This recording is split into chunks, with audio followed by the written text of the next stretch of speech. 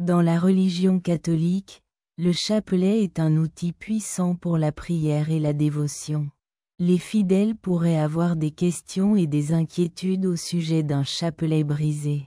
L'utilité d'un chapelet dans ces circonstances sera discutée dans cet article avec l'importance qu'il pourrait avoir lorsqu'il se perd ou s'en mêle. Nous examinerons également les effets de la destruction d'autres artefacts catholiques importants tels que le crucifix, l'ange et le Christ, ainsi que le rôle que le rosaire joue dans la défense de notre vie spirituelle.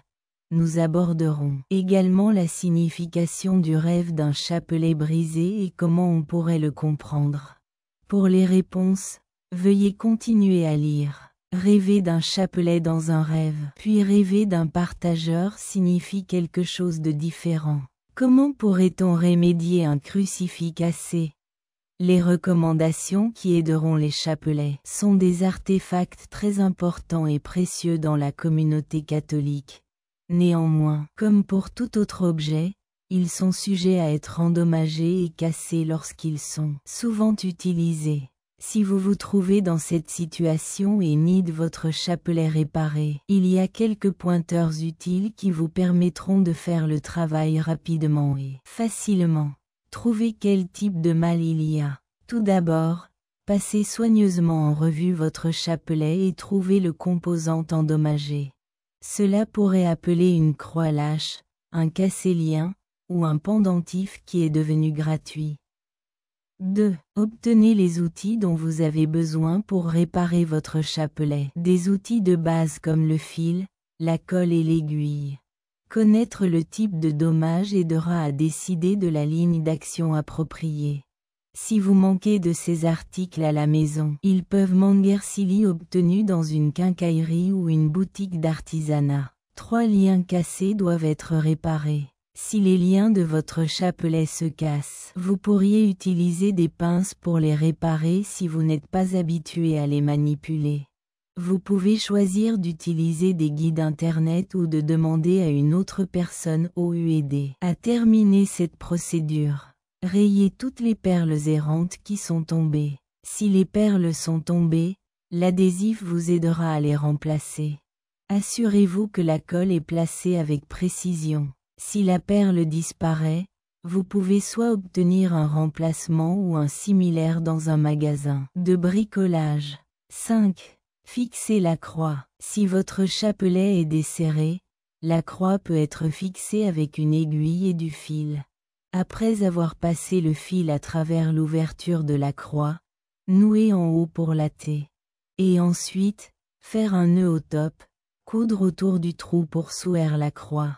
6. Conserver la litanie. Maintenir votre chapelet est essentiel pour arrêter d'autres dommages. Une fois qu'il a été réparé, essayez de le garder à l'écart des substances ou des températures élevées qui pourraient causer de la corrosion. Stocker votre rosarie dans un étui ou un récipient dédié aide également à le protéger. Dérivé de ces règles simples, vous pouvez faire réparer votre chapelet cassé et continuer à l'utiliser dans vos activités et rites religieux quotidiens. Les chapelets sont des marqueurs de foi et de loyauté. C'est donc impératif de les traiter avec respect et soin.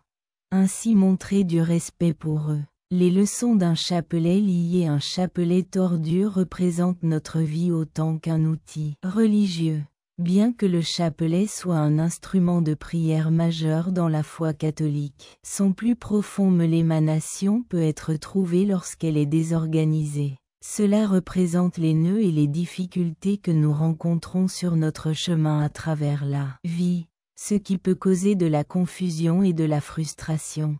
Les problèmes de notre vie peuvent sembler insurmontables, tout comme un chapelet tordu semble être irréparable. Mais tout comme nous pouvons démêler le chapelet, nous pouvons aussi découvrir des réponses et surmonter ces défis. Lorsque le chapelet est en désordre, il peut aussi avoir une signification plus profonde car il symbolise les nœuds et les défis qui nous arrêtent de poursuivre notre développement. Sarémie, nous avons besoin d'endurance et de patience alors que le fait de briser un chapelet appelle à la prudence et à la patience. Dans le même sens, Nous devons être patients dans notre vie quotidienne et ne pas abandonner. Face aux difficultés que nous rencontrons, nous trouverons enfin la réponse et capable d'avancer par la ténacité. Cela nous rappelle le besoin de confiance et de confiance en Dieu dans des conditions exigeantes. Abandonner la foi et penser que nous voyageons seuls est facile. L'examen d'un chapelet mixte nous rappelle que Dieu a un espoir constant pour nous et qu'avec son aide, nous pouvons surmonter n'importe quel obstacle. Cela accentue également la beauté de nos défauts. Bien que notre vie puisse être pleine de défauts et de difficultés, cela ne diminue pas notre valeur ou notre amour pour Dieu.